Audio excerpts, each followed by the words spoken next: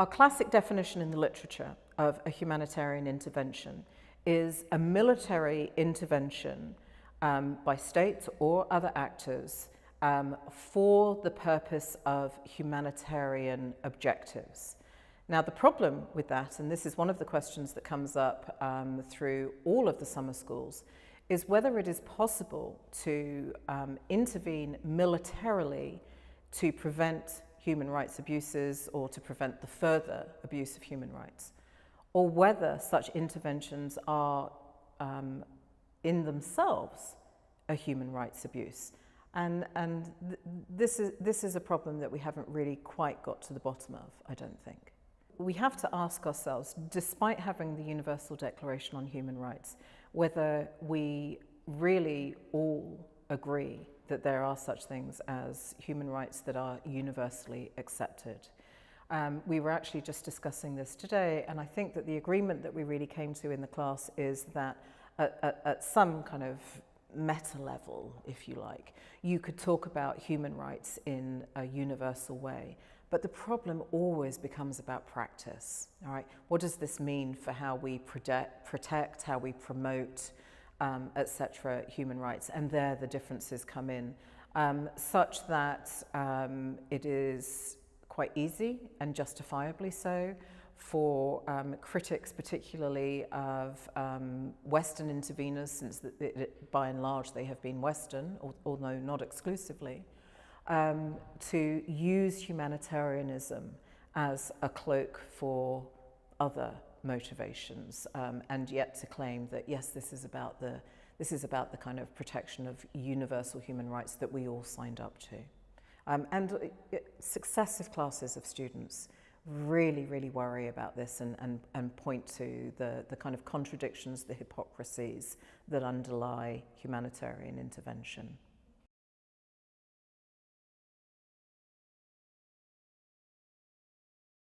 We look at a range of different cases for a variety of reasons.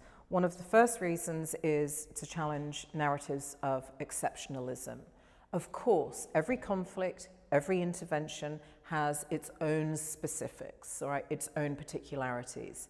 But in a wider sense, very often the causes are, if we just put them into categories, the same: economic, political, etc. A second reason is so that we see that when we get to doctrines, for instance, like the responsibility to protect, we see that that type of a doctrine emerges as the consequence of a series of actions or inactions, interventions or non-interventions across a range of conflicts, so that there is a path, if you like, to certain debates. Now, when I say that, I think it's also important to look at different cases and remind students that we don't always move in a forward direction, all right? So there is no linearity here.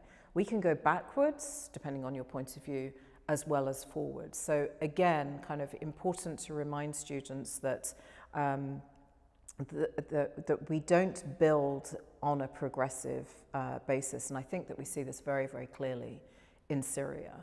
You know, the Syrian people must be wondering, you know, well, we know that some of them are wondering, what has happened to them in the considerations of this so-called international community. The other thing in doing the comparative case studies is to draw our attention to the fact that some people, some geographies, some issues are apparently more important than others.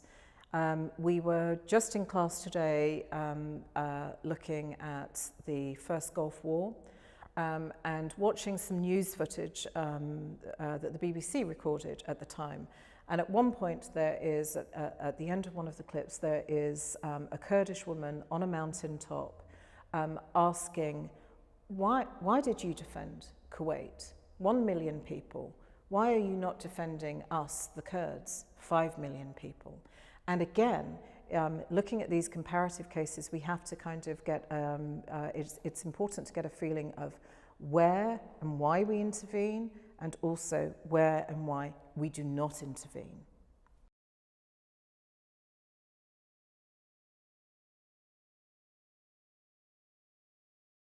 We began our course by talking about Syria. One of the things that I did was asked students to stand, actually, against one wall if they were pro-intervention, and this was through the lens of the Syrian conflict, or to stand on the other side of the room if they were anti-intervention, or they could stand at any place in between.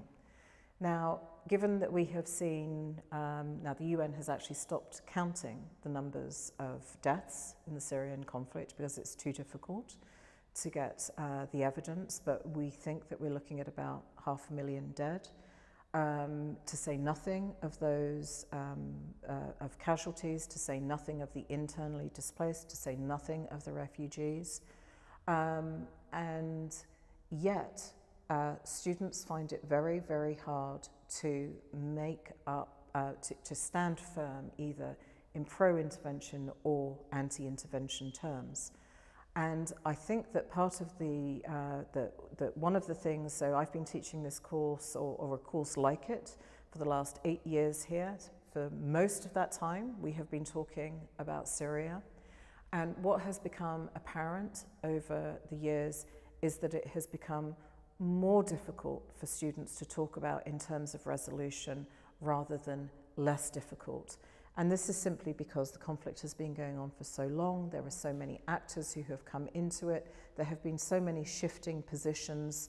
All conflicts are complex, but perhaps simply because it has been going on for so long, none more than Syria. And as a result, I think that students feel a little paralyzed in their thinking, really. They are, and one important consequence of this is perhaps they have a little bit more sympathy for politicians in terms of understanding how difficult it is to make a decision to go to war or not to go to war, which is not to say that they can't also point the finger quite a lot at certain governments and other elites.